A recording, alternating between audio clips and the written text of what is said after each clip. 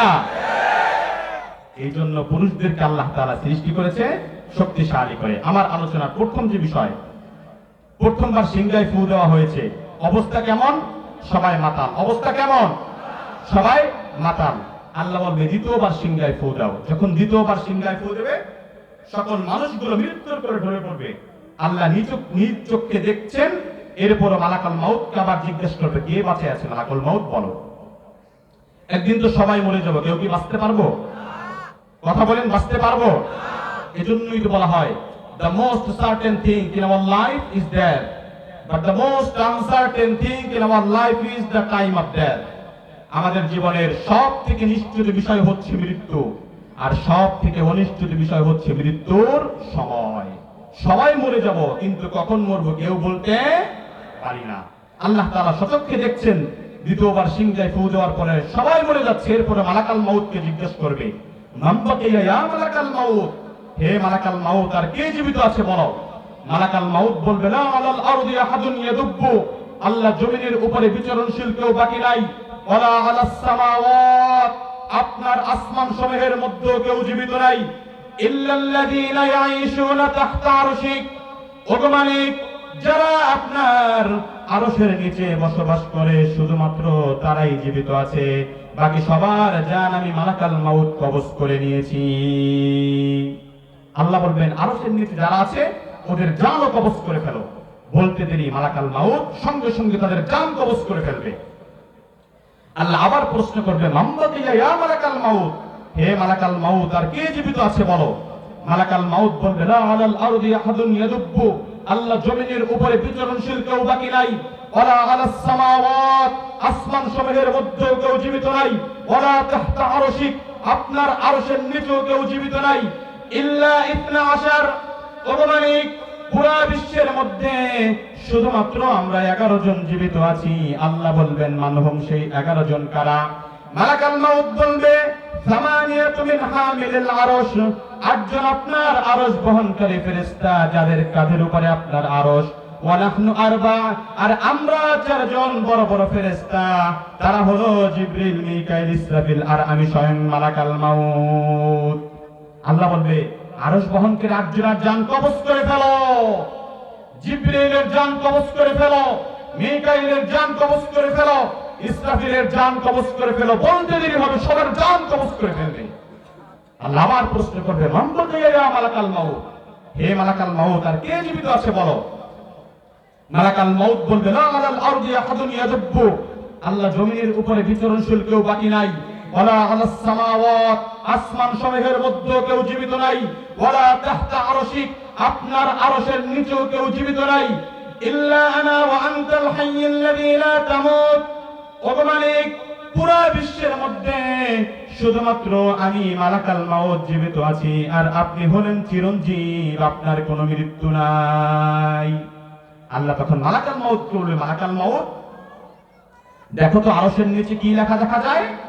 আল্লাহর আরশের নিচে বিশাল বড় এক সাইনবোর্ডের মধ্যে লেখা রয়েছে, ইন্নী কাতাবাতুল মাউত আলা মান তাহতা আরশি, অর্থ আমার আরশের নিচে যারা আছে এদের প্রত্যেককে একদিন মৃত্যুর স্বাদ আস্বাদন করতে হবে। এই লেখা যখন মালাকুল মাউত পড়বে, কেঁপে উঠবে, শরীরের মধ্যে ভাইবের আসন তৈরি হয়ে যাবে। আল্লাহ বলবে, লেখা তো আছে আরশের নিচে যারা আছে প্রত্যেককে মৃত্যু বরণ করতে হবে। আইনা আনতা ইয়া মালাকুল মাউত, ও মালাকুল মাউত তুমি কোথায় এবার বলো। মালাকুল মাউত কাঁপাকাঁপি কণ্ঠ বলবে, তাহতা আরশিক ইয়া রব, ওগো আল্লাহ আমি তো আপনার আরশের নিচে। আল্লাহ বলবে, ফাতামুত আনতা, এবার তুই মর, এবার তুই মর। সারা জীবন তো সবার জান কবজ করেছো, এবার নিজের জান নিজেই কবজ করো। তখন মালাকুল মাউত আল্লাহর আদেশ রক্ষা করার জন্য নিজের জান নিজেই কবজ করবে, আর জান কবজের ব্যথায় জোরে চিৎকার দিবে আর বলবে, ইয়া রব, ওগো আল্লাহ, লাউ আলিমতু সাকরাতাল মাউত মা কবালতু আরওয়াহাল মুমিনিন, আল্লাহ জান কবজের ব্যথা এত বেশি যদি আমি আগে জানতাম, কোন মুমিন ব্যক্তির জান এত কষ্ট দিয়ে আমি কবজ করতাম না। আল্লাহ আগে করে বললা না, বলো। চিৎকার দিয়ে তিনিও মরে যাবে, জীবিত থাকবে একজন, তিনি কে? কয়টা শেষ হয়েছে? সবাই মরে গিয়েছে। দ্বিতীয় উপদে সবাই কি মরে গিয়েছে। এরপরে আল্লাহ ইসরাফিল আলাইহিস সালামকে জীবিত করবে, বলবে দ্বিতীয় ফুটা দিয়ে তুমি তোমার চাকরি থেকে অব্যাহতি নিয়ে নাও।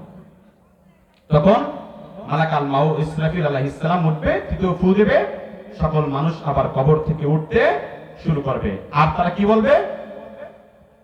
আল্লাহ তাআলা বলেন, পাপিষ্ঠ ব্যক্তিরা কবর থেকে উঠবে আর বলতে থাকবে, ক্বালু ইয়া ওয়াইলানা মান বা'আসানা মিন মারকাদিনা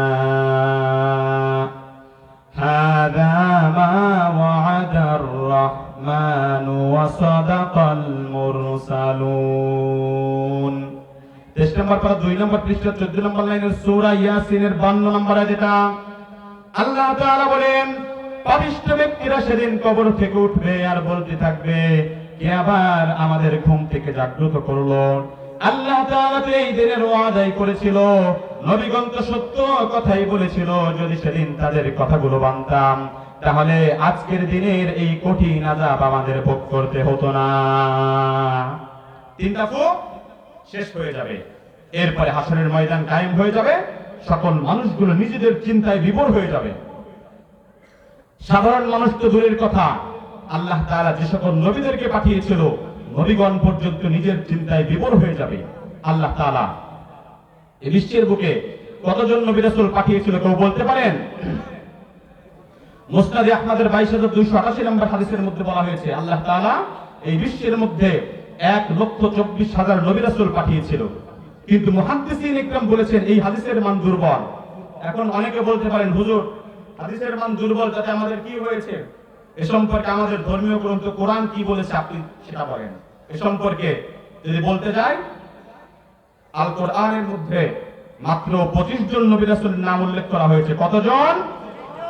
তাদের মধ্যে হযরত আদম আলাইহিস সালামের নাম কোরআনের মধ্যে এসেছে 25 বার, ইদ্রিস আলাইহিস সালামের নাম এসেছে 2 বার, নূহ আলাইহিস সালামের নাম এসেছে 40 বার, হুদ আলাইহিস সালামের নাম এসেছে 7 বার, সালেহ আলাইহিস সালামের নাম এসেছে 9 বার, ইব্রাহিম আলাইহিস সালামের নাম এসেছে 69 বার, ইসমাঈল আলাইহিস সালামের নাম এসেছে 12 বার, ইসহাক আলাইহিস সালামের নাম এসেছে 17 বার, ইয়াকুব আলাইহিস সালামের নাম এসেছে 16 বার, ইউসুফ আলাইহিস সালামের নাম এসেছে 27 বার, লূত আলাইহিস সালামের নাম এসেছে 27 বার, শুআয়ব আলাইহিস সালামের নাম এসেছে 11 বার, আইয়ুব আলাইহিস সালামের নাম এসেছে 4 বার, যুলকিফল আলাইহিস সালামের নাম এসেছে 2 বার, মুসা আলাইহিস সালামের নাম এসেছে 137 বার, হারুন আলাইহিস সালামের নাম এসেছে 10 বার, হারুন আলাইহিস সালামের নাম এসেছে 20 বার, দাউদ আলাইহিস সালামের নাম এসেছে 10 বার, সুলাইমান আলাইহিস সালামের নাম এসেছে 17 বার, ইলিয়াস আলাইহিস সালামের নাম এসেছে 3 বার, ঈসা আলাইহিস সালামের নাম এসেছে 2 বার, ইউনূস আলাইহিস সালামের নাম এসেছে 2 বার, জাকারিয়া আলাইহিস সালামের নাম এসেছে 7 বার, ইয়াহইয়া আলাইহিস সালামের নাম এসেছে 5 বার, ঈসা আলাইহিস সালামের নাম এসেছে 25 বার, দোজাহানের সরদার হযরত মুহাম্মদ সাল্লাল্লাহু আলাইহি ওয়াসাল্লামের নাম কোরআনের মধ্যে এসেছে মাত্র 4 বার। ঠিক কিনা মুসলমান?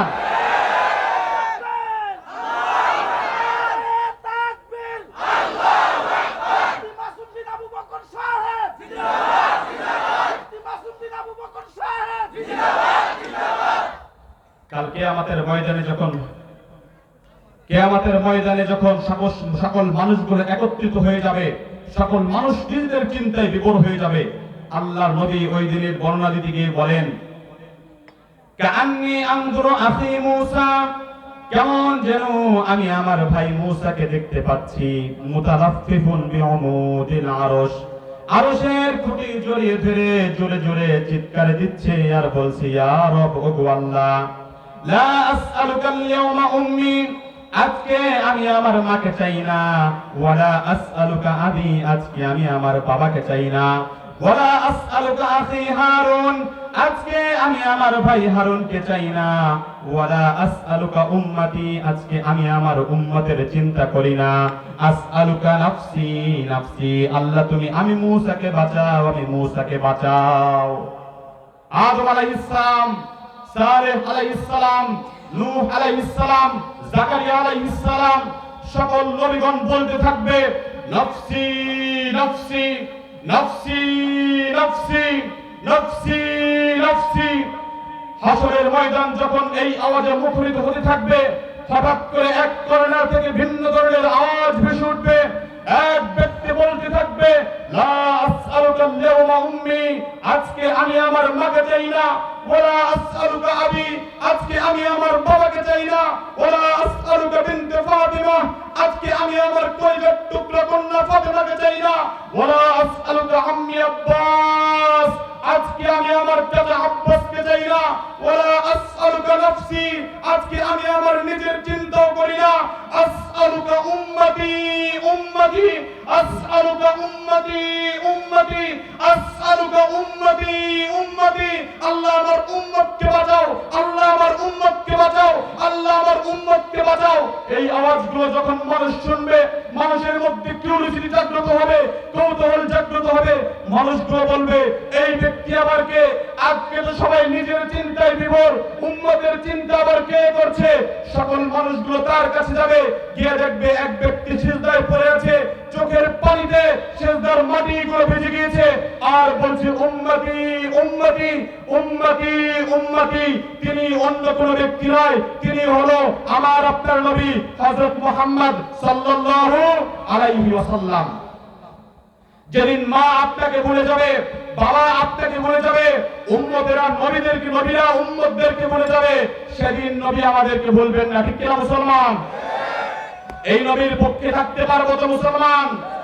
এজন্যই তো বলি, নবীর বিরুদ্ধে যদি কোনো কুলাঙ্গার কথা বলে, নবীর চরিত্রের উপরে যদি কেউ কালেমা লেপন করতে চায়, ওরা যত বড়ই ক্ষমতাসীন হোক না কেন, ওদের পৃষ্ঠপোষকদের শিকড় যতই গভীরে পতিত হোক না কেন, ওদের বিষ দ্বারা যুক্তে ফেলতে কারো রক্তে চক্রের পালন করবো না, কারো রক্তে চক্রের পালন করবো না। ঠিক কিনা?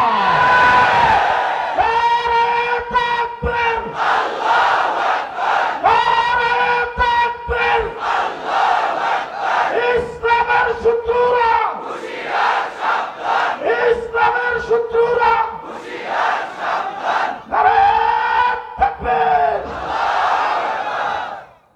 নবীর পক্ষে থাকতে পারবো তো মুসলমান? নবীর বিরুদ্ধে যদি কোনো কুলাঙ্গার কথা বলে, তার বিরুদ্ধে রাজপথে নামতে পারবো তো মুসলমান? আমার বিরুদ্ধে কথা বলে সহ্য করব, বাবার বিরুদ্ধে কথা বলে সহ্য করব, নবীর বিরুদ্ধে কথা বললে সোজা ভাই হাঁটতে দেবো না। ঠিক কিনা মুসলমান? নবীর পক্ষে থাকতে পারবো তো মুসলমান?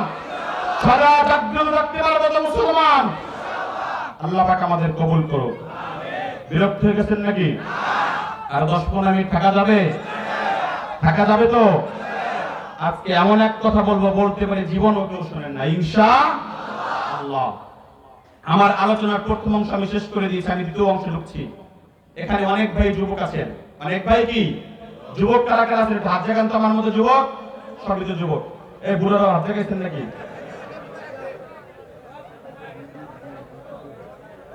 হাত নামান।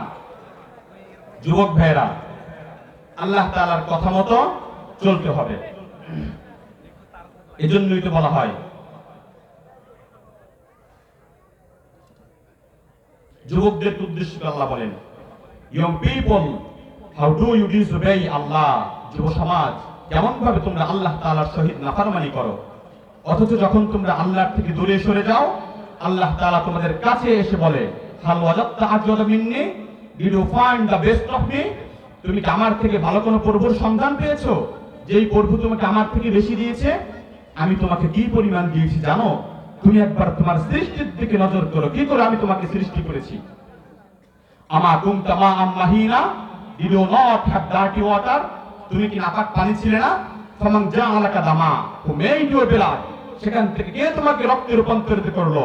আমান জাআলাকা মুদ্গা, হু মেড ইউ ব্লাড, সেখান থেকে কে তোমাকে রক্তপিণ্ড বানালো? আমান জাআলাকা ইযামা, হু মেড ইউ স্কেলেটন, সেখান থেকে কে তোমার কঙ্কাল তৈরি করলো?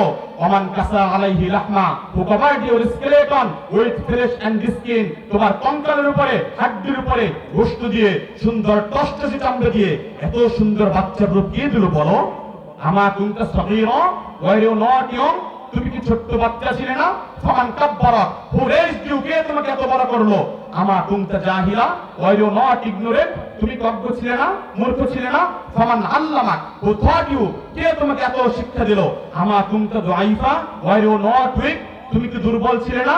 ফামান কাওয়াকা, হু মেড ইউ স্ট্রং, কে তোমাকে এত শক্তিশালী বানালো?